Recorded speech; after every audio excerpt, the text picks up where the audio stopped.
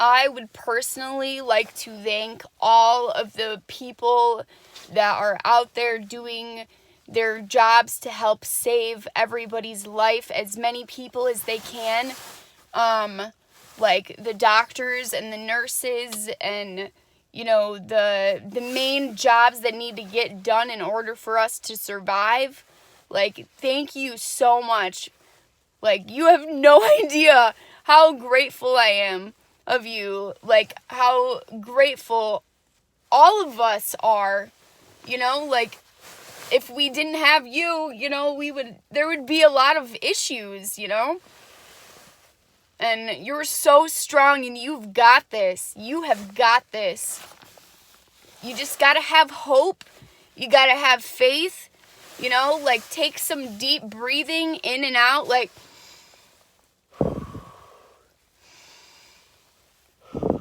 do that whenever you get stressed out and focus on one thing at a time, because, I mean, that's gonna help you the most, you know? Like, I understand you're stressed out and you're rushing and whatnot, but it's better to do a good job and get it done the right way versus doing a half-assed job and having to go back and redo it, you know, because it's pretty bad to, you know, do a shitty job or a half-assed job on something and, you know, like, make more work for other people. You know, like, everybody has to do their part in order for this to work. You know, we all got to work together as a team. And I would love, like, I thank you guys all so much. Like, I'm so passionate and I'm so happy. And, you know, like, I don't know, I just, like, I love you. I love you with my heart and my soul. Like, you are amazing. You are amazing. Like, never give up. You gotta have faith. You have to have hope in your heart. You have to be patient. You know, everything is gonna get worse before it gets better. Before, you know, like, there's a storm, you're gonna go through a big storm, and then after that, there's gonna be a wonderful rainbow. And you're gonna be so proud of yourself. You're gonna be so happy. And yeah, you know, things are gonna go wrong. But, you know, as long as you're doing your best, that is all that matters. That is all that matters. You know, like, I don't know. But, like, honestly, everybody around the planet and everything, I know it's rough and it sucks that, you know, like, the planet is in lockdown and whatnot, and everybody is going into lockdown, and everything is, you know, rough, but it's all happening for a reason. All of this is happening for a reason. We need to take better care of ourselves. We need this break. Like, you know, like, we need to go home and be stuck inside with our family because we need to spend time with our family. We have to spend time with our family. Like, I understand if your family members are getting, like, annoying or whatever, but you know what? Children grow up so fast, you know, like, you spending all of this time with them is gonna be meaningful to them for the rest of their lives, because, you know, it's not every day or, like, hardly ever that this opportunity has come out. You know, the coronavirus isn't just bad. There's also positives to this situation. So, you know, all of you need to look at the positives instead of the negatives. And I know it's hard. But you've got this. You know, you have to have unconditional love. You have to have hope. You have to have faith. You know, like I said, deep breathing, you know, like, I have meditations on this YouTube channel that you can listen to every single day, and it helps so much if you listen to it in the morning when you wake up and at nighttime before you go to bed. And, like, even listen to it throughout the day. Like, it helps so much release all the negative energy that you have been absorbing, you know, your negative emotions and whatnot. It helps so much, like, so much. Like, I can't even begin to tell you, like, how much it's helped me. You know, like, you have to be mindful. You know, you have to think about your decisions and your choices carefully and how they're going to affect other people. You know, you gotta stop being so selfish. You know, like, you have to think, you know, how your choices are gonna affect other people. Like, just like I said, you know, like, if you do a half-assed job, you know, like, you're gonna have to redo it, and it's gonna be worse the second time. You know, like, you gotta do it right the first time. And like I said, I know that's easier said than done, but, you know, like, you've got this. Like, I have accomplished, you know, I, in the past, had a drug addiction, and, you know, like, it was bad. Like, it messed me up, and, you know, like, I wanted to get clean. Like, every single time that it happened, that I, like, got myself into that situation, you know, like, I did not like the person that I was becoming. So, and, like, I didn't want to live a double life. I did not want to live a double life. So, I ended it. It was pretty hard on my body, you know, being angry and, you know, like, feeling, like, horrible inside and out, because your whole body is, like, going into, like, cleanse it mode. Like, I don't know, like, those first, like, 3 or 4 days, like, I thought I was gonna, like, die or something, but I made it out alive. Like, it makes you sweat pretty bad, you know. For the next couple of weeks, you're gonna be kind of crabby and whatnot, but in the end, it's gonna be worth it. It's gonna be so much worth it, like, for getting rid of your addiction. And, you know, sometimes you're gonna have to learn the lesson the hard way a few times, you know, like, you gotta, if you, like, go back to an old addiction, you know, like, the next time that you get back into it, it's gonna be harder. And every time it's gonna be harder. And, you know, you can do it. Like, honestly, you can. Like, you're gonna regret your choices, you know, like, but then you're gonna forgive yourself and love yourself, because you learned the hard way. Like myself, I learned a certain hard way, but I don't know, I made it through alive and whatnot, so that's all that matters. I didn't give up. That's another thing I gotta tell you. You know, you cannot give up. Do not give up, because you know what? When the going gets tough, keep on going. Keep on going. You know, like, I worked in that AT&T call center for 2.5 years. I cried, like, when I went to training, you know, like, for the first, I want to say it was, like, 2 weeks.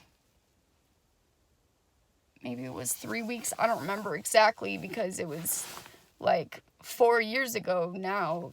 That's crazy. But, like, the training took a toll on me. I didn't have a car at the time. My parents drove me a couple of the times. My boyfriend at one point drove me. And then, like, I was making good money, and, like, I told my parents, you know, I'm gonna pay you for this car. And I kept doing that, but the long story short is, like, I am a person that loves to stay up late. I, like, love to stay up late.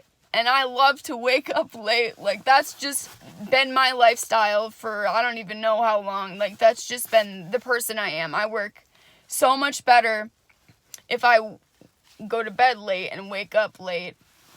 You know, like, I know sometimes it's not the right way to go, but I don't know. I just feel a lot better when I do that, even when I get on a bad sleep schedule.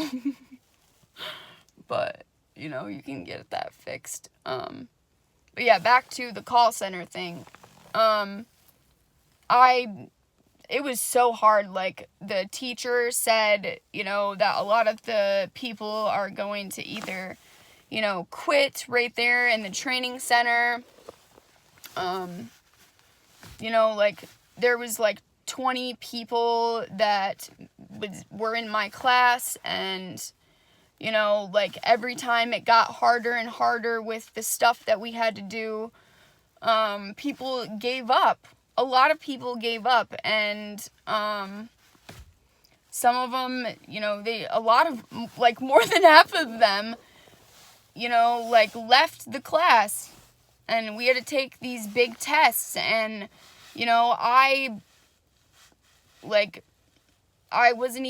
don't even know if I was on ADHD medicine for that, but, I mean, I studied, I worked so hard, you know, I wanted to give up because I hated waking up so early in the morning. I hated that I had to memorize all of this stuff I was learning. I had to memorize it all in my brain. You can't take that stuff home with you because that is personal information about people. So you have to memorize all of this stuff. You know, and I mean, like, our teacher let us go home early on certain days, and, you know, gave us long lunches because we were in training. That's what they do. They kind of spoil you in training and whatnot. And then, you know, if you work super hard, you know, there was a day where we worked like a 12-hour shift so we could have like 3 days off during the weekend. And it was great. It was definitely worth it for training and whatnot. Like, we got a bunch of breaks, and it was great.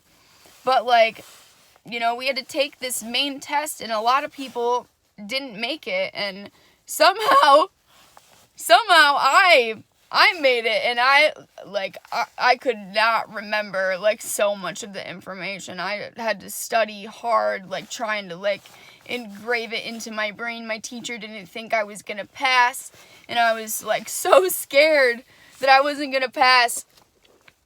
And, like, I really just wanted, you know, to do this job. I wanted a new experience because of my pizza shop job that I had. I loved picking up the phone call, even when it was busy. I loved talking to those people on the phone. Like, I love talking to people on the phone. I would rather talk to them on the phone than text them. That's why it's so hard for people to get a hold of me, because I would rather, you know, talk to you in person or talk to you on the phone, you know? Like, I don't want to do the texting. I don't want to do the social media, you know? Like, I take videos because I don't like typing stuff out. I'm like, I have a hard time spelling stuff. Like, I would so much rather, you know, like, talk to you like this. You can see my face, you can see my emotions, you can tell that, you know, like, how I'm feeling towards something. You know, you don't have to take my text message the wrong way and get mad at me. You know, like, I would rather, you know, explain myself and you see how I'm talking to you, or, you know, like, you can hear me talking to you on the phone. Like, I don't have time, really that much time to think about what I'm talking about. You know, I'm not overthinking my text message, you know, like, spending hours trying to overthink the best text message to send to somebody so they'll text me back. But I don't know, like, I don't know, I would honestly just so much rather, like, talk to people, like, face to face, or through video chat, or on the phone. So come find me, because I don't know, I'm not gonna be good at texting. You know this. I've been so bad at texting people back and getting a hold of people for like 2 years now. Probably even longer, but I don't know. I've changed so much. Like, I literally sit in my house all day long, and I like it, which is nice. But back to the AT&T story. So I passed the test. There was 5 people in my class, including myself, that stayed until the very end and moved on to our new training class.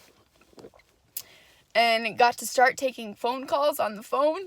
And when I answered the phone the first time, I was so scared that I like bawled my eyes out on the phone. I like freaked out. I like had to have the supervisor like come right by me and take the call for me because I was so scared and I was like so freaked out. I'd never like talked to somebody like that, and I don't know, it was nerve-wracking. It scared the crap out of me, and like I dreaded every single day of work in training, but I kept pushing myself because I don't believe in giving up. I do not believe in giving up. You gotta push yourself. You gotta push yourself until the very end, no matter what happens. You know, like, do not give up. You know, so I was in training for like it was either like 4 or 6 weeks. I really don't remember. This is kind of bad. But I was in training that long, and you know, like when I first started working there, my goal was to be a top agent. You know, I wanted to be the top agent. I wanted to get you know, the employee of the month call center, you know, spot. I wanted to be the number 1. So I worked so hard, and I did not give up, even though I hated taking those calls, and they scared me, and I shit you not, I cried every single day, and like, I don't know, I know that my supervisor and my like mentor, they definitely probably got really annoyed with me, and you know, they took over my calls so many times, like so many times. Because I would forget the information instantly when I talked to the customer, and I was so scared of their reaction. Like, I don't know, because we were told that people swear at people on the phone. We were told, you know, so many things. There's so many rules. There's so many guidelines that you have to follow. And, but that's part of the job, you know? Like, you know, you gotta follow the rules. You have to. Because, you know, you following the rules, you're helping everybody else by doing your part. You are helping every single other person here by doing your part. You know, you pick up the trash on the ground. Do not litter. It makes me so angry. Biggest pet peeve of all. Like, do not litter. Do not lie. Even if you make a mistake and you are like, whatever, like, do not lie. Because it's only going to get you into more deeper shit. Like, it's going to make things worse. And you are going to feel bad about it inside. You know? Like, you are going to. And you're going to get karma. And it's going to be bad. Like, it's going to suck when you start believing all your lies, you know? Like, and exaggerating and whatnot. And lying to keep your bad choices, you know? Lying to keep your bad choices like a secret. You're living a double life, and it's not healthy, and it is not good, and it is stressful, and you get depression, you get angry, and you know, you blame everybody else, but in the long run, it is your fault. Ultimately, it is your fault. And I mean, you know, you're hurting people by lying to their faces, and you're breaking their trust, and it's hard for people to forgive you, you know that? Like, it's definitely really hard for people to forgive you. And, you know, they have to go through a lot of tough, rough times to release that. Or if they have, like, unconditional love, like myself, like, I forgive people that hurt me, you know, that lied to me, like, I forgive them. I don't want to spend as much time with them anymore, but I forgive them and I still love them, you know? I'm going to keep giving you chances because, you know, like, I'm trying to do the best I can, like, you know, like, I love people. I love people. I love talking. I love talking so much. And that's why the call center was a great job for me. You know, like, after the training and whatnot, and like, in the training center for talking to people on the phone, and I cried every day. You know, I even stayed back an extra week. Like, the people on my team, the 5 of us, we did so good. We did so good. And we lasted such a long time in that call center. Like, it was me and Ursula and Salam and Evan and that's so bad. I do not remember her name. I don't know. I'll think of it soon. That's so bad. Oh, Chloe. Her name was Chloe. Yeah. But, like, I hung out with, you know, Salam and, Ursula and Evan. Like, we were all good friends, you know? We had great times together. And, I don't know, like, they were some of the coolest, best people I met when I was there. They're definitely some OGs. Like, me and Ursula, we lasted until, like, almost the very end. You know, she, like, left and whatnot, but I stayed until the very end, until our call center shut down. You know, I worked so hard. Like, I started working part-time after I got out of the mental hospital because I had psychosis and I thought the world was ending. And that's another long, long story, but, you know, I stayed until the very end, the very, very end, and I promise you, the first year that I was working at AT&T, I wanted to quit. I was in the retention center. I had people screaming at me on the phone about how high their bill was, or about how crappy, you know, other people have talked to them on the phone, you know, like, when they talk to me, I always wanted to help every single person I talked to on the phone. You know, like, I spent, like, like, hours with people on the phone because I was trying to help them. I would go through their bill, every single thing in their bill, with them to try to help them understand it. I would change their plan to whatever I could to, you know, save them money. Like, I wanted to save them money. I wanted to help everybody. I didn't, you know, like, I didn't screw people over. I hated doing that. Like, I hated hurting people. I hated lying to people. Like, I really do. I told the people the truth, you know? I went over their bills with them, you know, even when I did lie because, you know, my supervisor or whoever they told me to, they wanted me to get off the phone because the handling time was too high because of me. And that's why I didn't become the top agent, because my handling time was way too high from taking these really long calls to try to help these people. And, I mean, I don't even know.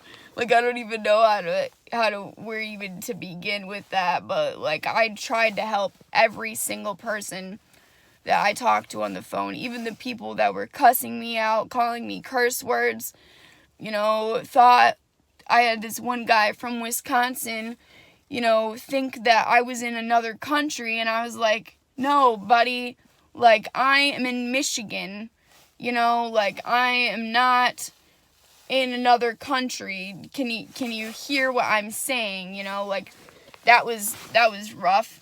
I remember a lady like lying to me so bad, and I was trying to help this lady at the beginning, but then I figured out that she was lying through her teeth. And it really just made me mad, and I told her, like, she said she was on this unlimited plan, that they have been on it for years, and they went over their data because they went on a trip. And I went back and I looked at all of her bills, and, they've always had the same plan forever. They've always had this same exact plan, and you would get overage fees if you did go over your data, because they didn't make new plans yet, to do that, to save people yet. Like, they don't have that yet. And,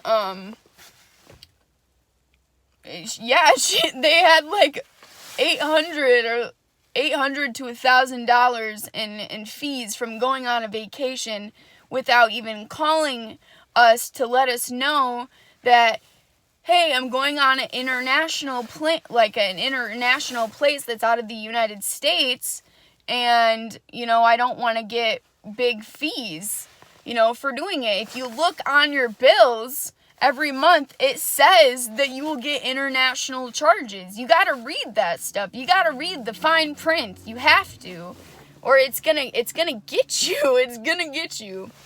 So, I told her, I was straight out, I was like, well, ma'am, it looks like you've had the same plan this whole time. You've never had an unlimited plan.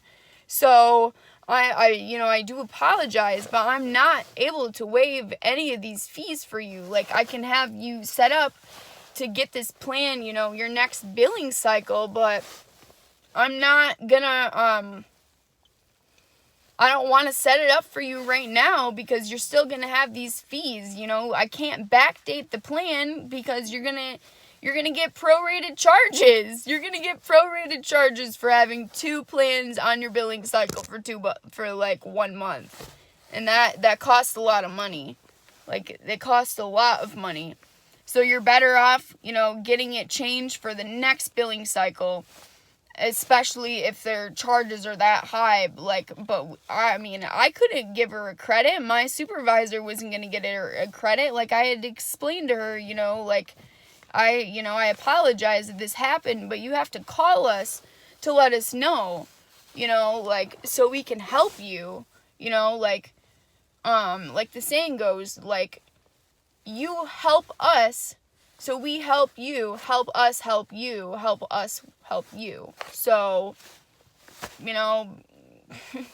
don't lie, don't tell me, she told me a cancer story and then completely lied to me on the phone about their plan, and I don't even know, that was a hard one. That was pretty upsetting. Definitely stuck in my mind, for sure. Definitely one of the main call problems that I have came along, and I still remember it 4 years later. It was probably 3 years later, actually, because I'm pretty sure that happened in 2017, but maybe it was 16. No, I'm pretty sure it was in 2017.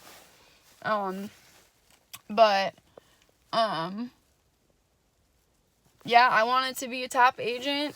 My call handling time was way too high.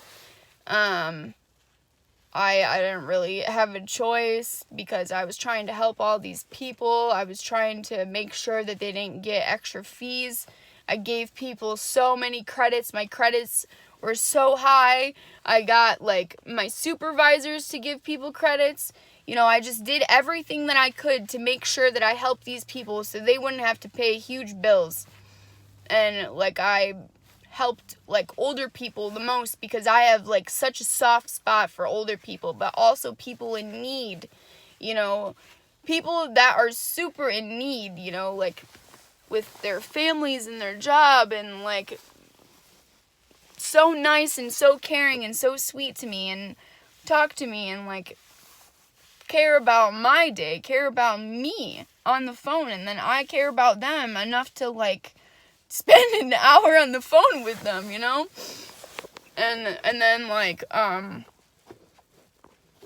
don't know, like, I wanted to save everybody. I wanted to help every single customer.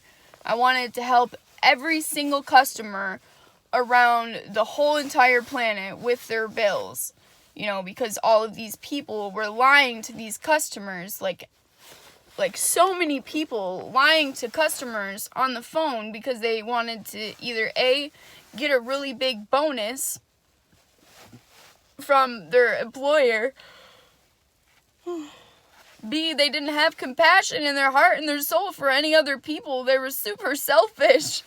And C, I don't know, like they lied too much in their life that they didn't even second guess their decision whatsoever, or how it would affect people, and like screw people over so bad.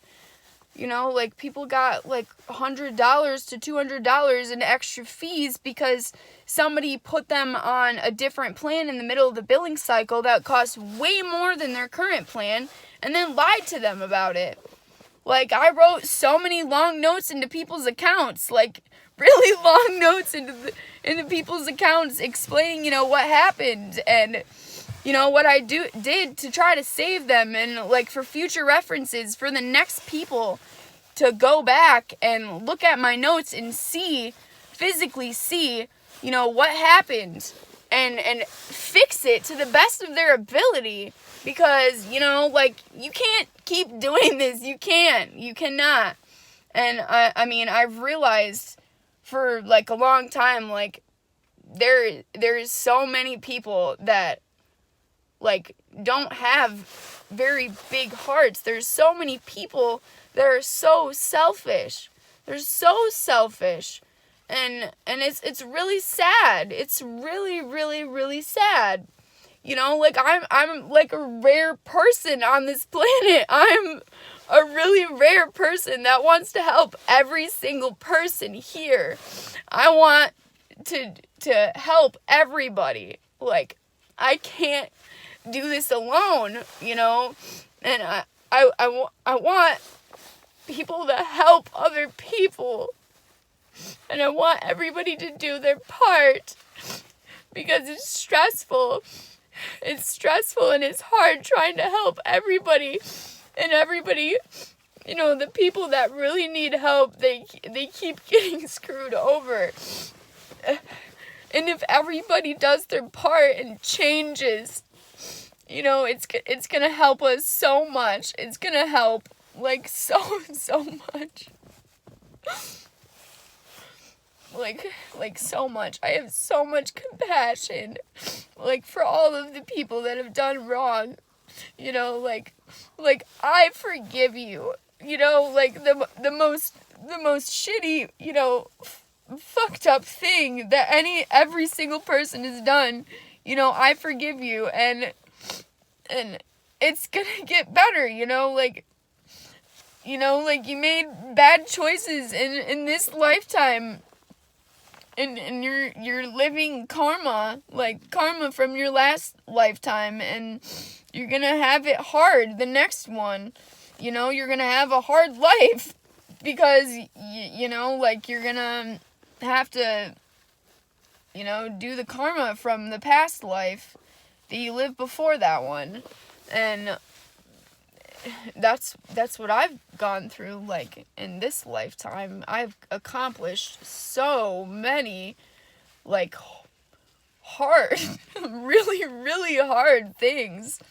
Like, being bullied severely bad to the point where I tried to kill myself, you know, like, and it was in, like, middle school and in high school. Like, I was so sad because I had some pretty nasty bullies that really picked at me and really, like tore at me, and it hurt really, really bad. Like, I was gonna switch schools in middle school because I had this one bully that was so horrible to me. She was so mean. And so were a lot of other people. There was a lot of guys that were super mean too. Like, I remember this one guy, he told me that I looked like a duck when I ran. But, I have scoliosis. Of course I'm going to run bad. I don't like running because I run bad. And, for this guy to make fun of me in gym class because of the way I run, that's not okay. You hurt people's feelings when you put them down. They have to live with that for the rest of their lives. Even when you do forgive them, that comment is still not okay. You do not, you don't do that to people. I still remember that. My mom even said something to this kid, that's not okay. You don't put people down like that. And, I mean, yesterday when I was working, I had my, big time, worst bully come into my store. This girl, tore my, everything apart. Really, really, really hurt me. Really pushed me to my limits. Said a lot of nasty things about me. Made a lot of fun of me. Did some pretty nasty things. And she came to my store yesterday. And at first I was like, oh no, am I really, is this really happening? I'm seeing her on the last day, that our store was open, and, this is my all-time bully that I've had nightmares about because of how much, pain that she caused me, she ruined my self-esteem. These couple main people, they completely ruined my self-esteem because of the stuff that they specifically said and did to me. And, my mom and, people around me, because I was bullied, terrible, horrible in middle school and in high school. And, they told me that the reason why I was bullied so bad was because people were jealous of me because I was pretty. And I did not feel pretty whatsoever because I was bullied so badly. I was bullied so badly for my body, and I don't even know, these people hurt me so bad, and it's taken me so long to, to grow and forgive them and, finally start to love myself for me. And at the end of the day, when I saw her in the store yesterday, and I was so nice, and I looked super ratchet, so ratchet, my shower, broke, and I wasn't able to wash my hair, and I didn't wash my hair for a lot of days, and it was so greasy. And she came into the store, and I had this, mask on my face when I went outside, and, came back into the store to try to find my glasses, because my contacts were burning my eyes. And, I helped her in the store, and I was really nice to her, and, I don't know, she gave me, a mean kind of glare, or, laughed at me or something, and when she left the store, I was talking to my coworker, Kumar, and I was like, I should have said thank you to her. I should have said thank you so much for, bullying me and being so mean to me, and, thank you for putting me through hell, thank you for all of these people, putting me through hell. Thank you to my dad for, being so mean in so many ways. Like, thank you. I always forgive my dad unconditionally, but, these other people, they hurt me so bad. And I let it get to me, it ate at me so badly. My self-esteem was horrible. It was so bad. I wanted to hurt myself. All I tried to do was fit in and make friends. That's all I tried to do. And I was so nice and naive, and I got screwed over pretty bad, by one of my main best friends, blamed some stuff on me that was a complete lie, and I told nothing but the truth in 10th grade, about bringing alcohol to school, and the school let me come back, a day early from my suspension, because I told nothing but the truth, and I bawled my eyes out, because I was so scared, and I didn't realize how serious it was, and, the offenses, and it scared me so bad, so bad, and, that was in, 10th grade, and, that changed so much stuff in mine and her's life, because she blamed the whole thing on me, and that wasn't even what happened, and then she got suspended for 2 weeks, and I don't know, I was able to come back early because I told nothing but the truth to the principal and the cops and the people, that got involved. I told them the complete truth. They let me come back early. It was so nice. And then, in 11th grade, this girl that was my best friend, she told everybody that I, slept with her boyfriend, and I never did that. I never did that, and there were so many girls in high school, and guys, not guys, but there were so many girls in high school that said they wanted to beat my ass, they were gonna beat me up. They were so mean to me, after that happened in 11th grade, things got, really bad, way worse than everything else, and, my friends at school were literally my teachers. My teachers were my friends, because all of the other people were mean, were really mean. There was a couple that were really nice, Hanga and Hamyo. They never turned their backs on me. They were always there for me, even when I was in the wrong or I made a mistake, they still stuck by my side, and they were still there for me.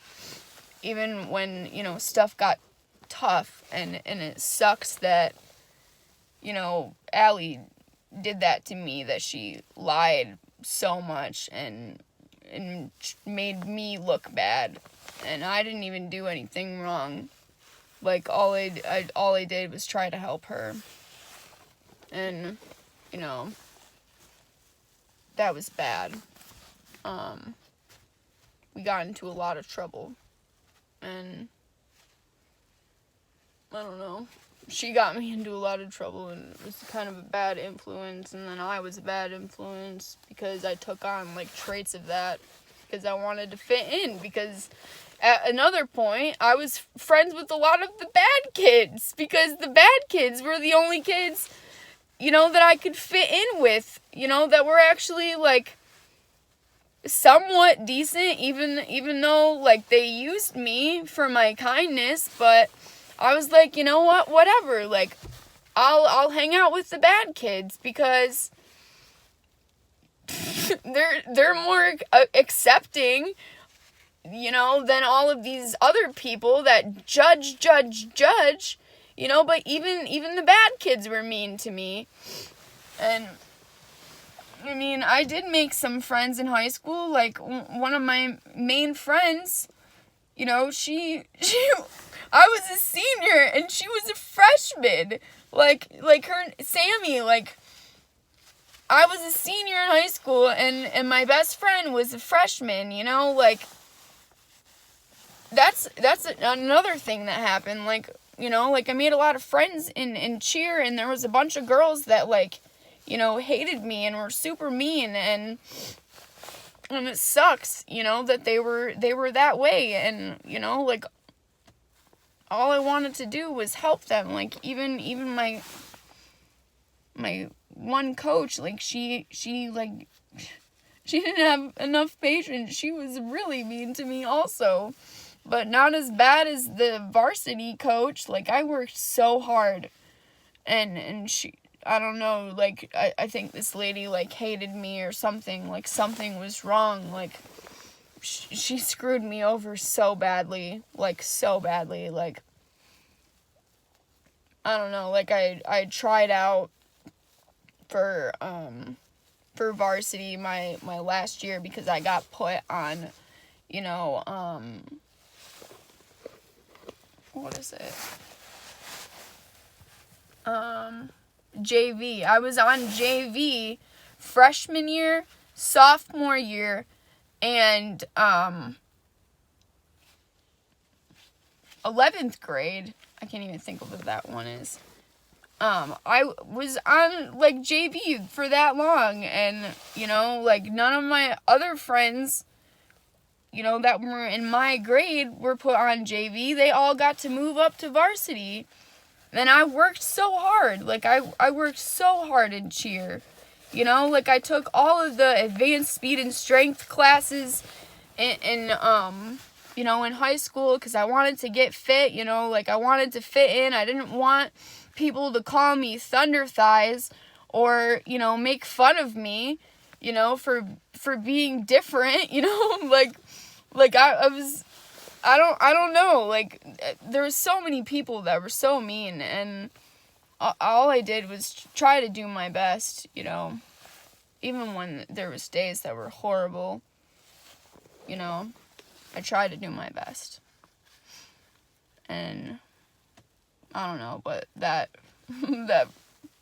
freaking Coach Smith, oh my gosh, I hated her for years to come after that, because, I don't know, 11th grade, like, tryouts going into senior year, like, that fucked me up. She picked my best friend in cheer. She picked her to be on varsity when I could have been on varsity. Like, we both could have been on varsity, because they didn't have that many people that got moved to varsity. They just had, like, you know, like, 12th graders aren't allowed to be on JV, you know, like, that's the same thing with 11th graders. They're not supposed to be, and it's super embarrassing. And I got made fun of for that, too. I got made fun of for being on JV, because the Coach Smith wouldn't let me be on varsity, and that wasn't my fault. You know, that wasn't my fault. And I worked so hard. So hard. And I don't know, I didn't give up. Even though that really hurt too. It really, really hurt too.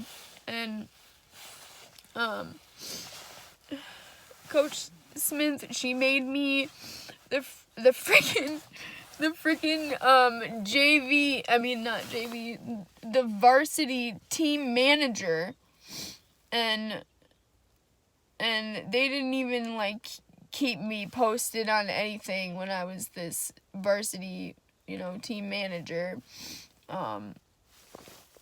She told me to go to the store and buy supplies, you know, to help the cheerleaders, and I did that, and I spent, like, $70-something, and I gave her the receipt because she asked for it, and then I asked about the money, you know, and I don't know, she, like, kept ignoring me and whatnot, and, like, I called, the sports fitness center to tell them, hey, you know, I need my, you know, money back because I spent, you know, this I think it was like $78 or $75. I spent this money on the cheer team, and, you know, Coach Smith told me that she was going to pay me back, but she hasn't yet, and I've been asking her, you know, for months, you know, to get this money back before I, like, completely graduate. And, the sports center, you know, they told me that she told them that never happened, that I never did that. I never did any of that, and she didn't owe me any money, and that I needed to give them my uniform stuff back. And I was like, well, no, I'm not going to give this stuff back until I get my freaking $78, because, you know, I spent all of that money on the team, and then they were mean to me. They made fun of me, you know, like, no, like, give me my money. And Coach Smith, she completely lied to the sports center, and my mom even called them. You know, my mom tried to, like, get my money, you know, from them, and, you know, nothing happened. It never got fixed. I don't know, maybe that was why I got an extra yearbook for some reason. I don't know, but it didn't really get taken care of. And then, oh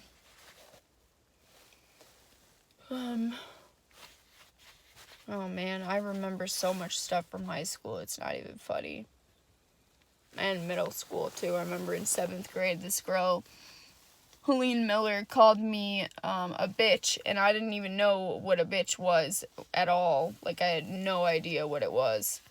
And then I cried, and then she was so mean to me and never invited me ever to one of her pool parties that she invited the whole class to, and, like, never invited me to. Like, I don't know why, but she never invited me. And that, like, happened through the whole middle school. And that happened in high school, too. And she was a really bad bully to me, too. And you know, same thing with Madeline. Like, you know, she was a big bully to me in high school. And I don't know why. Like, she was like, literally, like, one of the prettiest girls. And she was so mean to me. And, you know, same thing with Helene, you know, she was one of the prettiest girls there, too, and I just wanted to be their friends, and they were so mean to me, like, and I didn't even know that I was pretty, like, I didn't even know, like, any of that stuff, like, I was bullied so bad, my friends went to other schools, you know, like, I was friends with people from other schools because they actually were nice to me, you know, like, some of them, we went through some rough times, and you know, like, my friends were made through, like, other schools, because I used to talk to so many people. I went on this spree where I added, like, I wanted to know if, you know, you could really get, you know, 5,000 friends on Facebook, so I added 5,000 people on my Facebook. I shit you not. Like, there's still, like, 4,000 people on there. And I don't have time to go through that and, like, delete people. Like, I don't want to take the time to do that. You know, I just delete the creepy people that I don't know. And I don't know. But I don't have time to go through all of that. I don't know. Maybe those people were mean to me because I got a lot of likes on my pictures. I don't know. I was friends with a lot of those people, though. Like, a lot of those people that I met at other schools, you know. Like, I went to parties and stuff. I made so many friends, like, outside of Caledonia. Like, so many. Like, it was great. It was great. Like, I got myself into some trouble. Like, a lot of trouble, but it was great. And I, like, my parents, like, I feel bad for them because I put them through hell. And I got grounded a lot. And I think that I was probably the reason why they didn't punish my sister as badly or my younger siblings, because they had to deal with me I was bad. I was bad. Like, I would shut my phone off so they wouldn't be able to track my location because I went out past a certain time, or like I spent the night somewhere, and I didn't want them to track my location, you know? I didn't want them to know where I was. And I lied to them about where I was going and what I was doing, and I snuck out of the house a lot, like, I did bad stuff, like, I smoked weed, and I drank alcohol, and I don't know, I was like, I turned 14, or maybe it was 13, and I drank alcohol with my friends at the cottage, and, I don't know, maybe that's another reason why people were mean, because I have a great family, you know, like, I didn't realize that we were like a higher class and had, you know, like a good amount of money. Like, I didn't know that, you know, maybe that's why people were mean. I don't know. Maybe it's because my parents are still together and I have, you know, 4 younger siblings. I don't know. Maybe it's because my dad has a really good job and, you know, he saves his money, and I don't know, he's great. And, like, his job, you know, runs in the family, the lineman. Like, my great-grandpa was a lineman for Consumers Energy. My normal grandpa, my uncle worked for them in the computer stuff. You know, my dad, you know, and my great-uncle, they all worked for Consumers Energy. And, you know, that job runs in our family. And, you know, like, I've always been super, super close with my family. Like, I like going up to Manistee and Ludington up there, like, that's my second home. Like, I went there so much when I was a kid, and I didn't really appreciate it that much, but, you know, as I got older, you know, I love being there, and I wish I could go there more. Like, I really do. You know, I wish I could go to Ludington and see my grandpa more. I wish I could do that. But my step-grandma takes all of his money, and they're only able to, like, she only wants to do stuff that involves her family. Like, my grandpa is more involved with her family than my family, and I'm his blood, and that really sucks. And I wish that Grandma Great and Grandpa Great were still here, because they were the glue that held our family together. And when they died, when Grandma died, my aunt and uncle and my cousins, they moved to Florida, and I love them so much. And since they've been gone, I've only visited them 3 times. And I miss them so much, like, so much. I spent my 21st birthday and my 22nd birthday in Florida, you know, to spend time with my family down there. And I, like, missed, like, the special 21st birthday thing. And I didn't celebrate with my friends, you know, I didn't do that. I was just planning on going to Florida and relaxing and chilling, because I worked so hard at AT&T, you know, and I just wanted to go back to Florida, so I saved up my money, you know, I got a really good, like, you know, paycheck, because I worked so hard. I was, like, a top agent and everything, and then, you know, like that worked out good. I worked so hard, and I deserved it. Like, I had a lot of money when I went there, and I was prepared. Like, I brought my longboard with me on the airplane.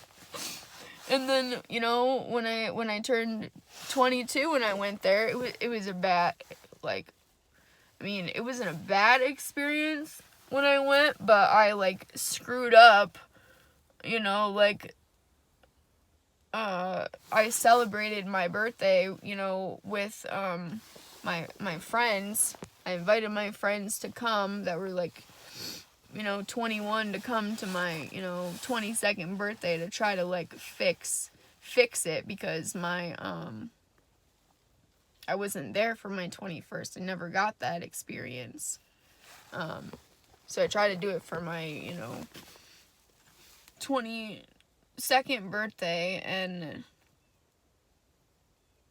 that was that was a shit show. I mean, it was fun, but it was a shit show. I drank so much that my friend Megan was driving my car, and in the parking lot, I had to open my door and throw up all over the ground because I drank so much, and that was bad.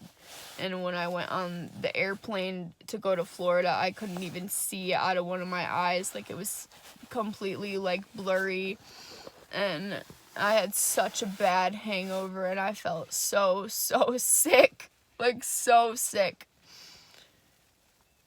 And that was a really, really bad idea.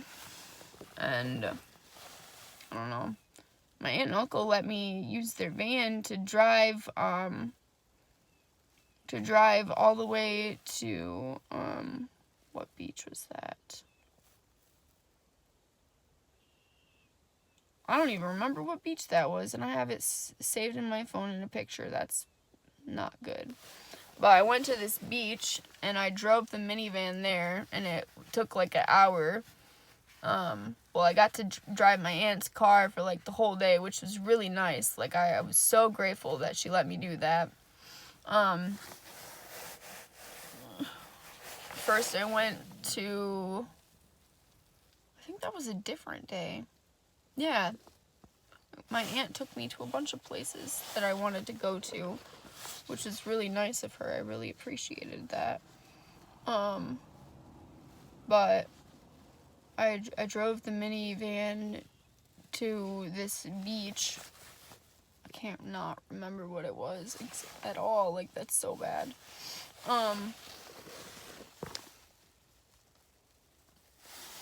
It was fun, having that alone time. I was fine with going by myself. I drove a minivan down the highway an hour away to go to this beach. And I made a bad choice when I was at the beach. I don't think I used sunscreen. No, I think I did use sunscreen, but I went in the water and then I laid out again to I didn't think I needed more sunscreen after that. And I got so badly burnt. So badly burnt. My whole body was boiling red. I had to lay on the couch because I went there for I think it was I want to say it was 21 days. I was there for almost a whole month, and it was a paid vacation, which was great. But I had to lay on the couch for a whole my whole last week of being in Florida because I got burnt so bad at the beach. And that was a really, really bad choice. A really, really bad choice. I should have put more sunscreen on, but I could not reach my back fully. I met this really nice lady, she was a recovering cancer patient, and she really helped me, I didn't really know where to go or how to get back, and she went to the store to go shopping with me, and it was really nice, and it was really great, and we talked for so long, and I'm still friends with her on Facebook. And she helped take care of me when I got fried so bad. My whole body was boiling red. It was bad. It was really bad. But I had fun. I had a lot of fun until I had to sit on the couch for the last week that I was there. That sucked. And then had a little wooden table frickin' fall right on my right on the the skin thing with the vein on my ankle. Like, I had it fall, like, right on that, like, the corner of this heavy table fall right on that part of my foot. And I could not walk whatsoever. I had to keep my foot up because, oh my gosh, that was bad pain. And that didn't go away for like 2 years, and I didn't even get it like semi fixed until like, I don't even know, I think it was 2019 or 18 when I went to the chiropractor. The lady rubbed the knot out or tried to at least, but that was bad. That took a long time to heal. Oh yeah, I got my stitches out. My doctor was like, you should put some oil on it to help it heal better so you don't have a bad scar. And I'm like, I don't care if I get a scar, honestly. I don't care, like, you know, like this, all of my wounds and cuts and everything, you know, it's all from either A, being a dummy and walking into a glass case at work, or, you know, B, I don't know, getting hurt. I don't know, I got some bad stuff that happened with hurting and whatnot. Stitches, though, this was the worst one. I never got stitches before, like, ever. And I can't even get to tell you how many times I've hit my head and walked into things and had, like, concussions and stuff, and that's bad, too. But stitches, oof. But all my battle scars and all my wounds and everything that's happened in my life, like, it's all made me stronger. I'm such a stronger person today than I was yesterday and the day before that. Like, even though I saw my, like, one-time worst bully ever, you know, I just wanted to say thank you to her. Thank you for being so mean to me, you know, yes, it took me a long time to, like, start loving myself and everything. It took me a long, long time, and you know what? Like, thank you for doing that, because, like, I feel so much better about myself. Like, I don't have to take drugs or hang out with, you know, bad people, like, to, like, feel better about myself, you know, like, I don't even like drugs at all, but, like, I don't have to do any of that stuff to, like, hide my pain, you know, to help with my pains, you know, from my damage from, you know, from these people, like my dad. Like, I always tried to, like, have him be proud of me for my accomplishments, you know, for working so hard. I always wanted him to be proud of me, like, forever, like, for so long. I always wanted my dad to be proud of me and actually care about me. And it took a long time, and, like, yeah, you know, now he cares because I've given him so much unconditional love. Like, even though he does wrong to my mom all the time, you know, I still forgive him. You know, like, I still love him, even though he's made a lot of bad choices and done a lot of shitty things. Like, I still forgive him. I still love him. He's my dad, you know. Like, even though he drinks so much and, you know, like, chooses his friends over his family, and he, like, sat in his barn, like, every single night. You know, when I was growing up, used to sit in the barn and frickin', I don't know, drink beer with his friends. Like, he did that all night long until, like, me and my sister and my siblings went to bed, and we didn't even see him unless we went outside, you know, to say goodnight to Dad. Or he would come inside to eat, you know, and then our mom, you know, like, she had an addiction since she was, like, I think she said she was 9.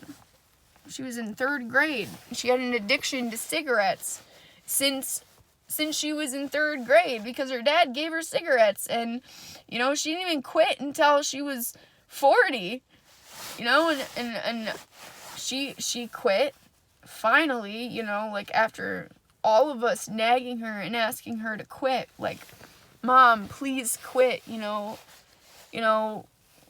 like, you know, we're worried about your health, you know, you smoke 2 packs of cigarettes a day, like, please stop, you know. She's spent all, like, our dad was always in the barn doing, you know, car stuff and being with his friends, but our mom sat in the garage all day, every day. It sat in the garage and freaking smoked cigarettes because she was depressed about my dad, or, like, you know, like, super addicted to nicotine and whatnot. And, like, I mean, she didn't even quit until she was 40, you know, like, and now all she does is bitch about my dad, which is bad. Like, it's bad. Like, it's so unhealthy.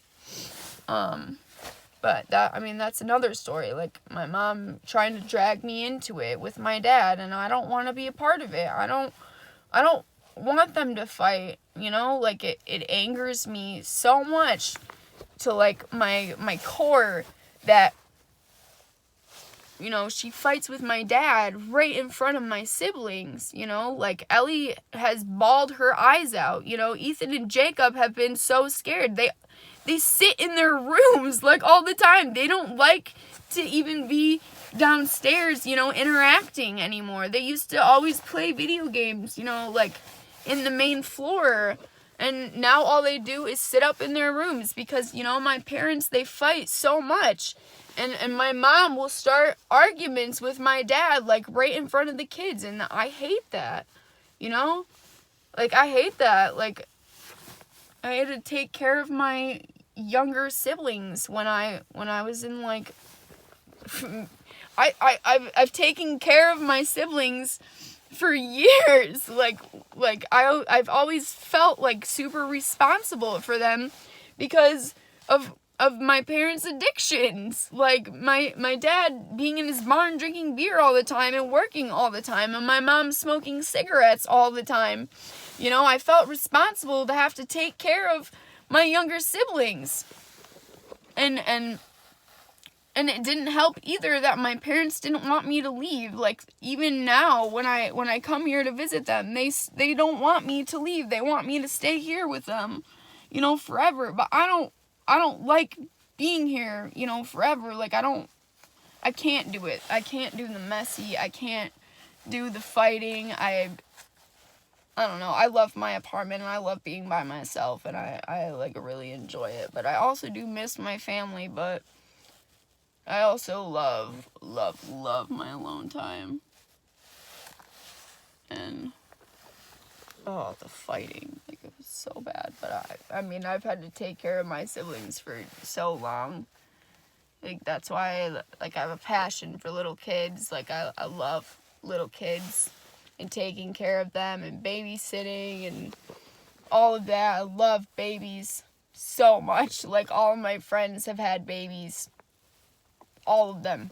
Every single one of my friends has gotten pregnant and had a baby, except for one, but that's another story. Yeah, one of my other friends, she just found out that she's pregnant, and I was like, yeah, dude, yep, all of my friends have babies. Like, I don't know, I must be a guru of, you know, bringing children to people somehow. Like, but these are, like, you know, friends that needed to get, you know, their shit together, that couldn't keep, you know, like, using people for their kindness. You know, they have to work hard. They have to start working hard for their children. You know, they gotta take care of themselves better, and you know, they gotta take care of their children. And I don't know, I think that's a blessing. Like, I would, like, I'm gonna bawl my eyes out. This is so...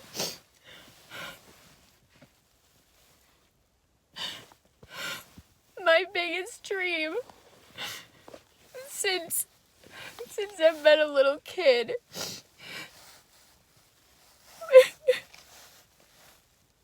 I'm so passionate about this. I'm so sorry.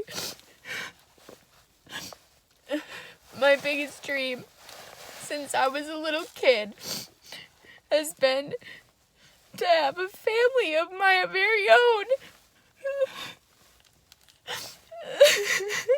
To get married and have my very own family. And I only want to get married once. And I want to be a mother. I want to be a mother. I want to have a baby. One day. Like, more than anything, all I want is to have a family of my own.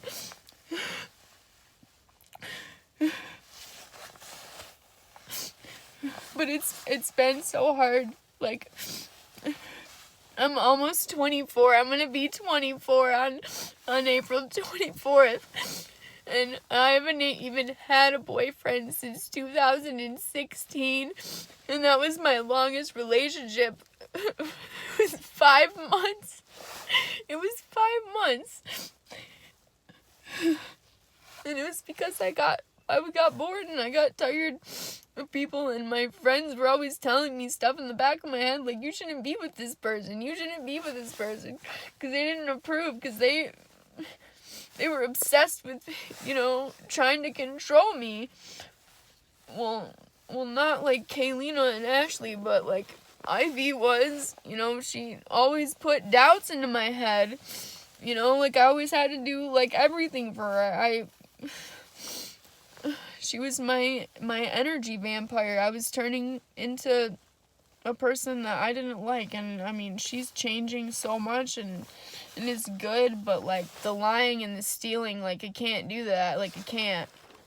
You know, you can't steal from work. And you can't lie about it. And you cannot exaggerate stories and then start to believe the lies. You know, like, I recorded her lying on the phone to her mom. Like, you can't do that. You can't do that. Like, that's not okay. And I don't want to be friends with people like that, you know? Like, I gotta keep my distance.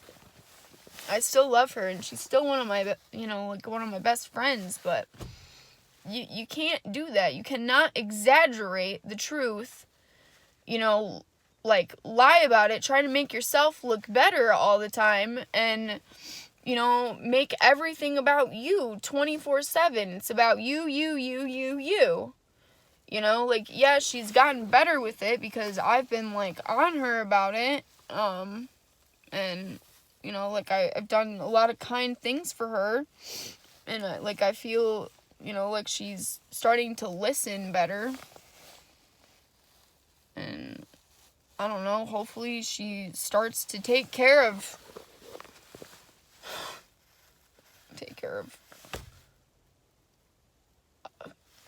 herself and other stuff better, because she doesn't treat stuff very well and it ends up going bad. Like, she needs to love herself. She really does. And learn from her. Learn from her mistakes. It's hard. It's really hard. But she's got it. She just can't give up, and she can't be selfish all the time.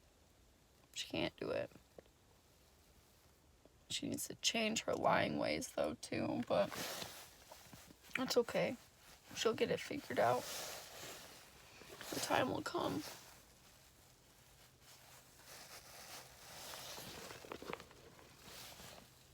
And then, yeah, so basically, everybody has been put on this planet to learn lessons, to grow from them, to make changes, to evolve. Like, I've evolved so much. I've dealt with so many past trauma things, like like loving myself. That one took the longest. That one definitely took the longest. Taking care of myself, choosing me for once, took the longest. It took, like, making sure that I'm okay so that I can help other people is taking the longest, because I always have to recharge my batteries because I help too many people and they take so much of my energy that I, like, get crabby and I get angry and I have to sit in my apartment by myself for a month because I can't deal with it anymore, It takes so much energy out of me. And I don't know. It's rough and it sucks, but I don't know. I kind of want to get a new job. Like, when this is done. I just want to help people. I really do. Like, I just want to help people, and I don't want to get, screwed over in the process.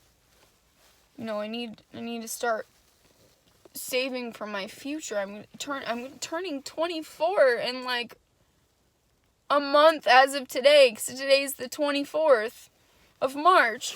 So I gotta start making, plans, I guess, for this. And I don't know what I want to do. I don't know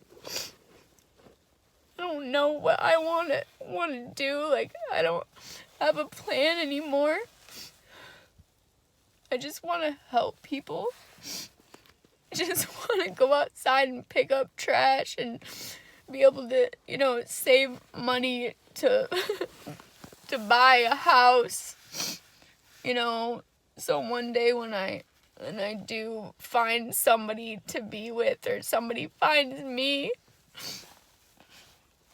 or he comes back, or he talks to me. Oh my gosh, I miss him so much.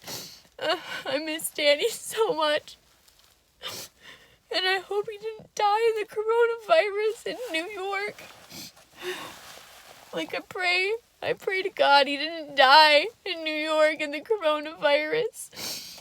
Because he's the only person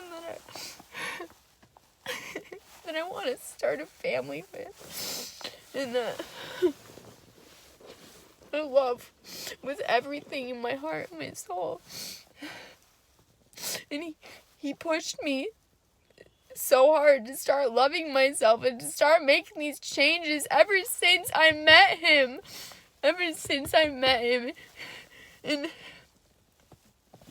In 2018, like in November, when I first started working at my job, like, I like, all of this has changed so much.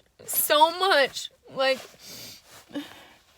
I got sober from my drug addiction. Like, I accomplished, trying to, I accomplished living at my grandma's house for like 3 months and not being able to come home and see my family for 6 weeks, and it killed me inside with everything I had. Like, it ripped me into shreds because I felt like I had to take care of my family. And I'm like 22 years old, like, thinking I have to take care of my siblings, that I need to go out and live my own life and experience, like, moving out and all of this. And I wanted to do that so bad, and everybody told me it's gonna be so hard to move out and all of that, and I don't know, I feel like it's working out good for me, like in a good way, and I haven't had to move home yet, even though I said that I'm going to, like, a lot of times, and I said that I was gonna quit my job a lot of times, and it's like the boy who cried wolf kind of scenario, or whatever, like I used to have with my, my drug addiction, you know, the boy who cried wolf, that's what my parents called it. You know, I always said I was gonna get clean, I was gonna get sober, and I kept going back to the drugs. And then, you know, this last December? Yeah, December of 2018, like, I was in the worst spot ever. I was, like, it was bad. It was bad. As soon as January 1st hit, like, I was like, I'm done. Like, I tried to cut it off before that. Like, I freaking gave myself a drug addiction to hang out with a guy that I really liked. And then he was still, like, seeing other people and doing stuff with other people. And, like, I did so much nice stuff for him. And all I wanted to do was, like, date him. And then, like, I was like, you know, this is not worth it. Like, I dealt with it for, like, 2 months. And I was like, you know, this is not worth it anymore. Like, yeah, it's gonna suck, you know. Like, I'm gonna miss him and everything. Like, but he's screwing me over so badly. Like, I'm getting such a bad drug addiction. I'm living a double life. I have to hide from everybody that I'm, like, doing, you know, like, drugs. And then I had to, like, stop hanging out with some friends, you know, to, like, cut it off. Because I don't want to be around drugs when I'm trying to get sober. Like, I did not want to be around THC weed or cocaine. Like, I did not want to be around it at all, because I don't want my addictions to come back. And you know what? I have been sober for a year and like 3 months. As of April, it'll be, yeah, because January, February, March, April. Yeah, a year and, like, 3 months. It'll be, like, a year and 4 months. You know, I conquered that drug addiction and I don't want to go back. I don't want to smoke THC, because it messes my head up, and I don't like that. I don't like feeling like that. And I've even, like, cut back on CBD, because when I smoke CBD, it's made me feel like I'm smoking THC, and I don't like the way that makes me feel either. And I don't like drinking anymore, and, like, even when I drink, like, like, I drink to try to take away pain, and it doesn't help. It just makes it worse. And I don't want to be an alcoholic. I don't want to be an alcoholic like my dad, and I don't want that. Like, I don't want to have an alcohol problem, because it runs in the family. I don't want to have that. You know, I don't want to marry somebody like my dad. Like, I do not.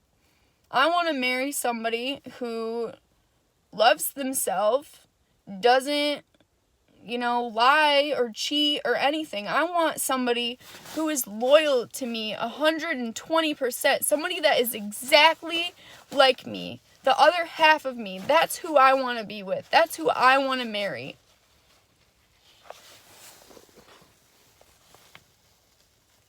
And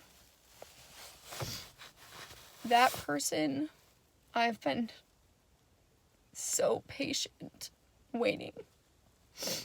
So patient waiting. I've never been so patient in my life. Waiting for him to call or talk to me. I haven't had any communication since January 9th. Nothing. And everybody tells me, you know, you need to get over it, Caitlin. You need to find somebody else.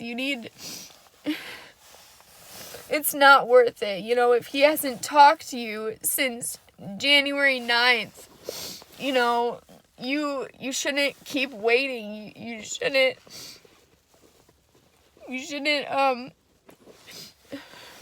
should move on. You shouldn't keep waiting for him. And I feel like I'm being tested. You know, to stay faithful. And I was doing a great job until I kissed somebody. And it was a bad choice because I've been back and forth in my mind with, am I crazy or am I not crazy? Because when I try to talk to people, you know, about this situation, they don't get it, you know, and they put these doubts in my head, and then I'm just second guessing it so much that it stresses me out so much that I get my period every other week or frickin' a whole month because I doubt myself and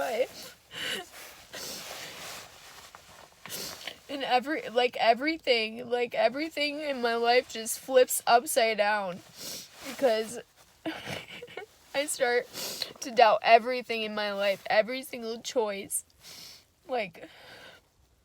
everything. And I'm not gonna talk about this stuff with just anyone anymore. There's only one person that I completely trust, and it'd probably drive him crazy. I love Kumar. I probably drive him batshit crazy because I talk and talk to him for hours. And I guess, he always tells me, move on, man. But he listens to what I say. Or I think he listens. I don't know, I talk his ear off. I don't know, he was telling me for a while to move to New York. When the coronavirus hit New York, and it's so bad, and I hope that Danny's still alive. I tried to reach out to him a couple days ago. Haven't had any response. The last time I messaged him before that was, I want to say it was March 3rd or something, but during February, I think I only texted him one time.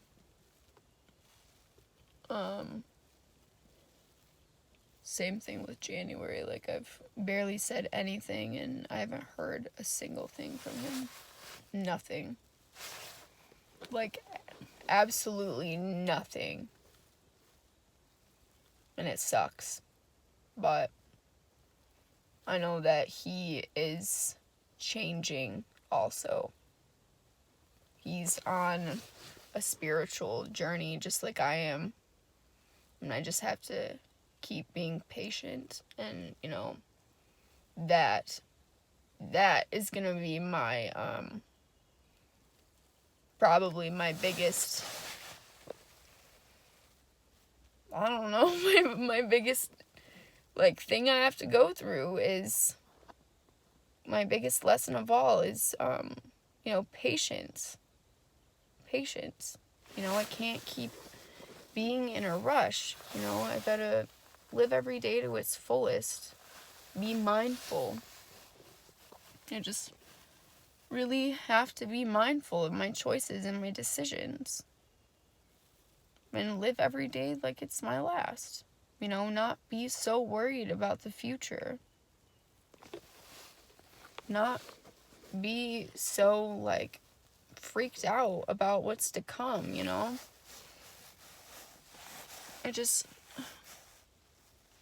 I'm working on it, mindfulness. I'm so excited to have these next 3 weeks off because, I don't know, I've worked so hard. I've worked so hard at work, and I just need a break. you know, having 1 to 2 days off sometimes, 2 days off sometimes, from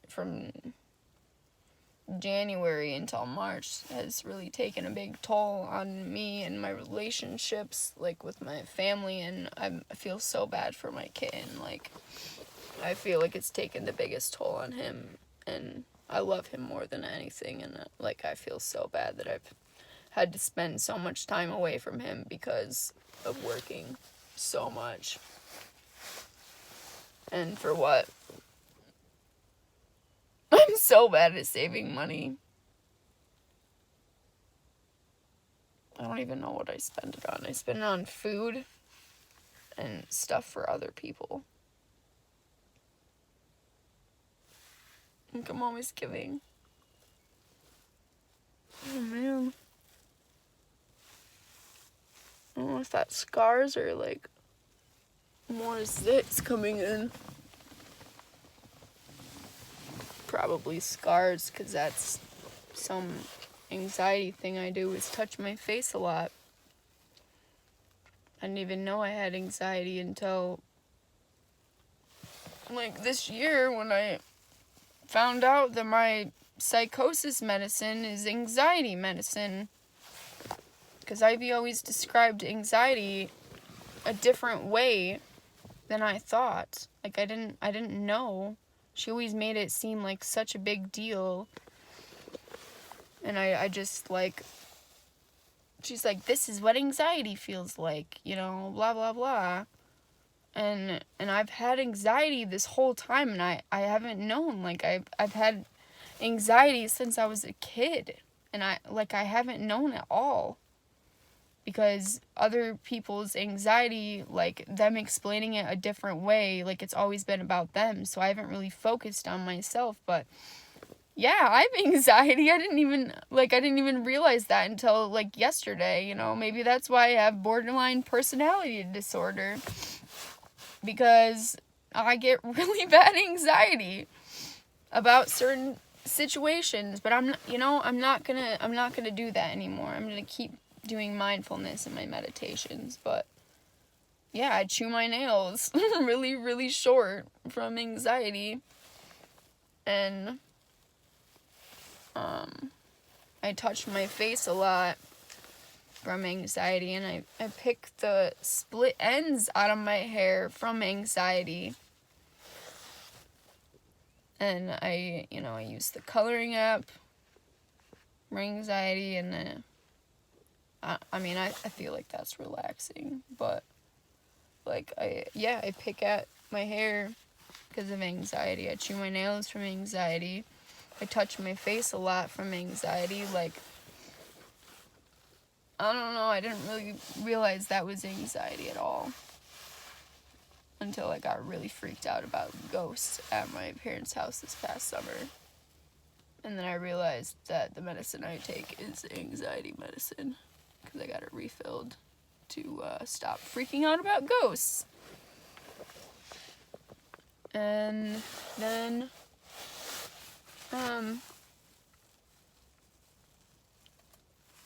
yeah, I don't think I'm gonna need that anymore, and I don't think I want to chew my nails anymore.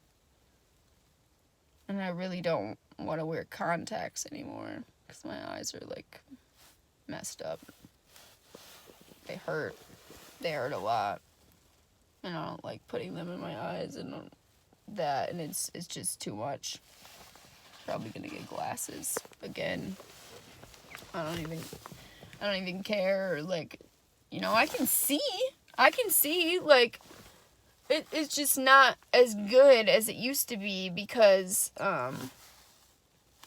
in my call center job, I was staring at a computer screen for 2.5 years, and it doesn't help that I'm, like, looking at my phone all the time to do research, and it doesn't help that I've picked up habits of Ivy's, like her having her brightness all the way up on her phone because she can't see, and then I started to pick up that, and like I'm slowly, like, weaning myself off of that, because that ruins your eyesight really bad.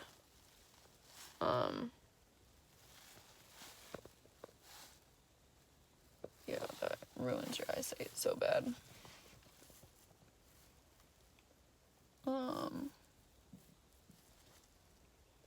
Another nice thing about this coronavirus, this is what I was really looking forward to, was putting my hammock out. Putting it up and, laying in my hammock. Because I was supposed to be on vacation literally, like, last Tuesday. Until, like, Thursday of this week coming up. But that didn't happen because of the coronavirus. But now I get 3 weeks off, so that's even better. It's definitely worth it. I can put my hammock up and lay in that.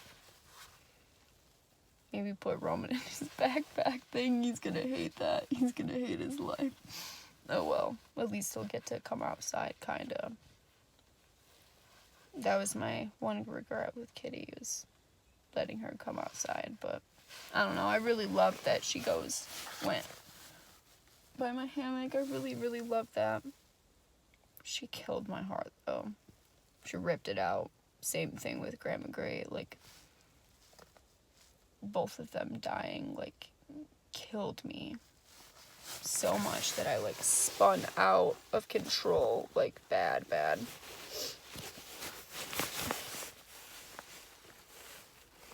You know, Kitty dying helped me more to, like, be selfish. Like, for once in my life, I was actually selfish.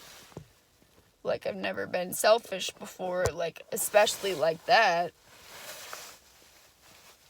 You know, Ivy told me that she's like, you're so selfish. You're so selfish. And I was like, well, I'm happy to hear that I'm selfish, because this is the first time in my life that I've ever been called selfish. So, you know what? That's great.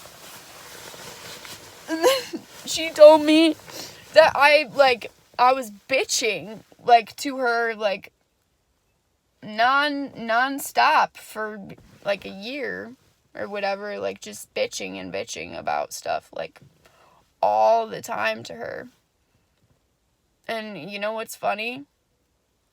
She did that to me for, like, the first, like, 2 or 3 years of our friendship. Like, just bitched about everything, like, complained about everything. Everything was about her 24/7 all the time. Like, never did anything nice for me, you know, like, well, she was nice to me for a while, but then, you know, like, she got a guy, he treated her like shit, and then she treated me like shit. And I tried to change for her, and that was a bad idea. It was a real bad idea. Yeah. Same thing now.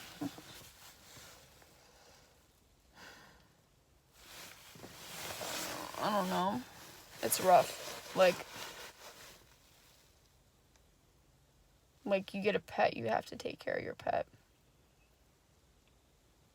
You know, you have to be responsible for your pet. You know, like, Roman is my cat, and I'm not selfish with him. Like, she told her family that she babysits Roman for me when we lived together, but she never babysat Roman, because every single time that I would come, home to my parents' house, I would bring him with me every single time. There's not a single night that I, left him alone, except for when, he went to the vet. That was, well, actually, no, that's a lie. Yeah, that one time that he went to the vet, and then there was one other time that he spent the night at my house, alone, but Ivy wasn't there. Like, she left for her guy's house or whatever that same night. And I felt so bad for leaving him. Like, so bad. I shouldn't have done that. So I left him alone. Twice. Ever. And it was, the hardest things ever in my life. I need to love him so much. I would do anything for Roman. Like, I love him so much, and I feel so bad that I've had to work so much, and, like, I think he's been mad at me and feeling like I don't love him, and I really, like, I do. I love him so much. Like, I go to the store and buy him so many toys and get him good food and, like, you know, try to make up for, you know, lost time because I'm working so much, you know, and I want him to be happy. He's my little baby. Like, I'm gonna spoil him rotten, you know, like, I'm gonna take good care of me and him. Like, he's like my child. Yeah, Roman is my child. You know, I named him. Like, I got to pick out his name. And, you know, Ivy and I thought he was a girl, and the name was gonna be Serenity. Because I, like... Tony told me about the apartment first, and, I wanted the big room. Like, I picked it out. Like, I wanted that big room. And she threw a fit. Like, freaked the fuck out. And was like, well, fine. Then, you're not gonna live with me then. And I was like, dude, Tony told me about this apartment. Like, I want the experience. Like, I'm gonna move out. Like, I'm doing it. And, like, we were just, like, fighting, and then she wanted to share a room, and I was like, hell no, there's no fucking way in hell that I'm sharing a room. And then she told me that I could sleep in the living room, and I was like, hell no. Like, I want a bedroom that has actual door, like, that I can, like, be in my own sanctuary, and I am not sleeping in the same room as you. I'm not doing it. Like, I can't, because I'm getting my cat, Roman, and I need some, like, alone time. Like, cannot do it, because we fought really bad. You know, because we spent too much time together. And then, oh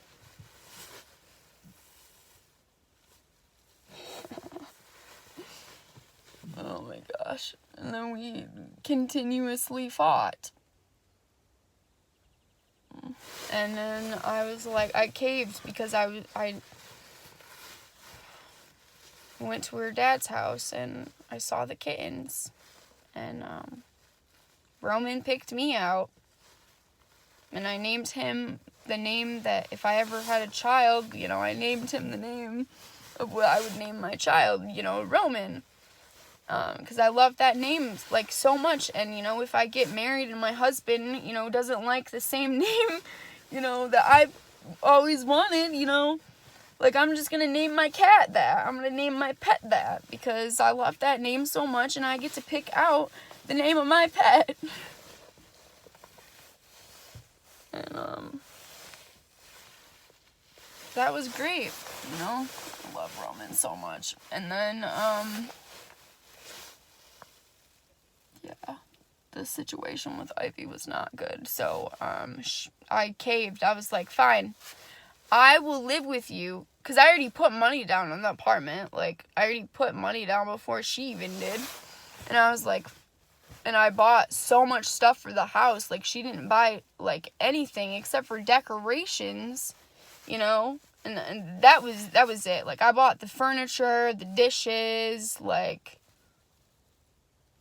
the towels, like, all of that stuff. The soap, the trash bags, you know, like... And I had her buy the toilet paper because we went through toilet paper so fast because she uses a shit ton of toilet paper. And I didn't like that. She freaking uses a huge clump of toilet paper. So I was like, you're gonna buy the toilet paper because you use so much. So, yeah. But, like, I bought so much stuff for the house. And then, I caved about the apartment. I was like, well, fine. I will take the nasty smoking room because that room smelled like smoke so bad. Like, so bad. I was like, alright, fine. I will take the nasty smoking room if I can keep this kitten because her dad wanted me, you know, to get the Roman as a kitten. Like, he wanted me to have him so it would help me take better care of myself. And I mean, honestly, Roman's taken so, like, I've taken so much, like, better care of myself since I've had him. Like, so much more better care of myself. And,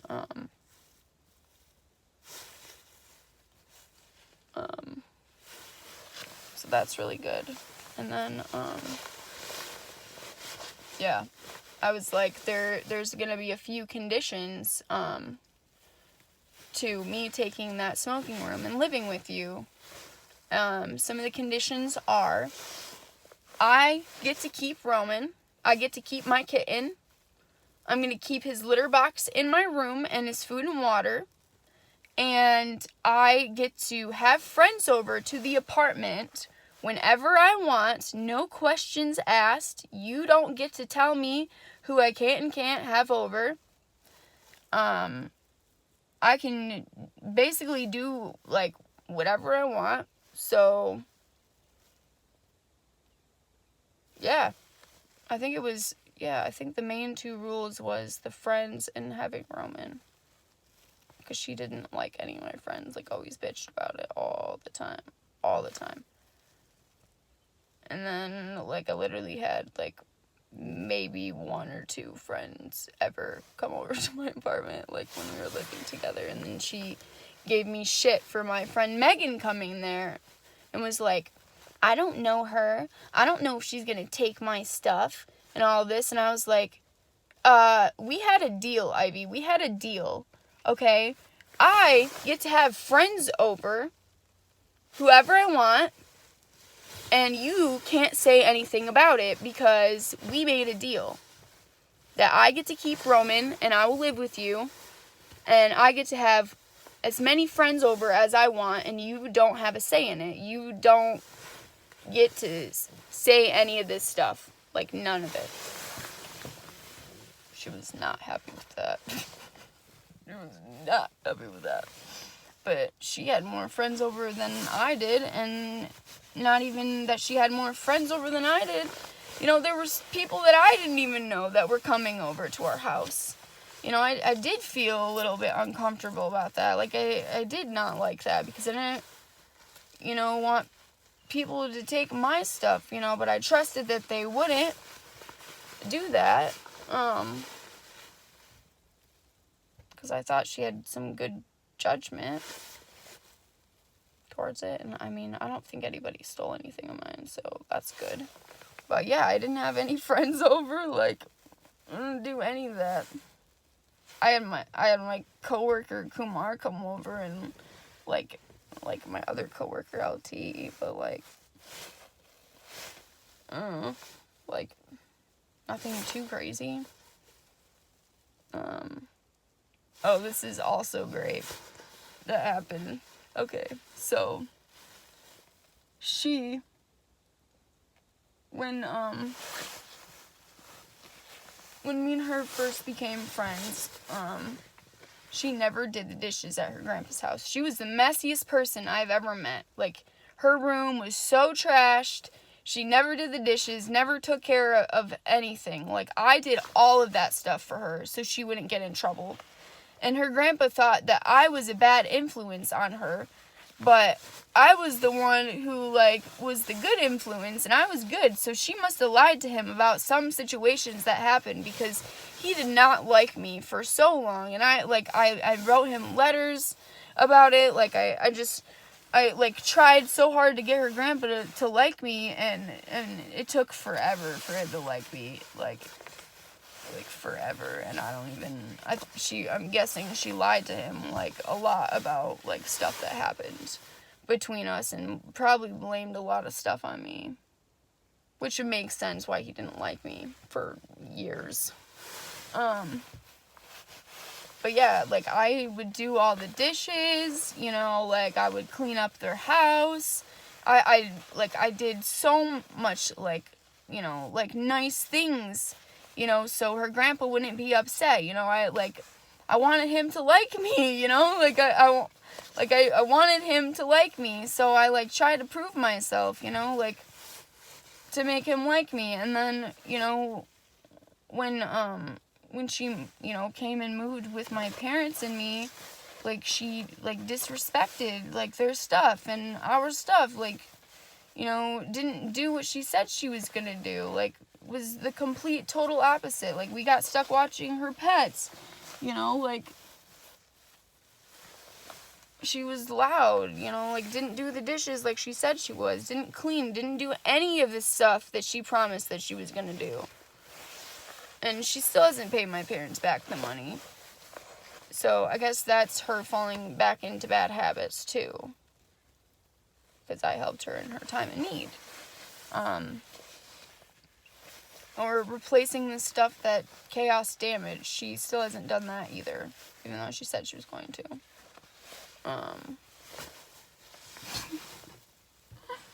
Like, I take care of people's stuff when they let me borrow it. I take care of it like it's my own, you know, like, if I do break something, you know, I'm gonna replace it for you. Like, I'm gonna treat your stuff as good as, like, as you gave it to me. Like, I'm not gonna ruin your clothes that you let me borrow. You know, I'm not the person I used to be, because I used to do stuff like that. I used to be shitty, but I changed that around. That's another lesson I learned. Not to steal and lie about it. That was bad. That definitely, like, ruined one of my friendships. It's still kind of funky to this day. I don't know. But yeah, I have a lot more to talk about, but I need to go inside, and, because I'm getting cold, and I've been talking for, like, an hour. I got my stitches out, and, I thanked the doctor's office, and, I don't know, it was great. Over and out. I hope everyone has a great day.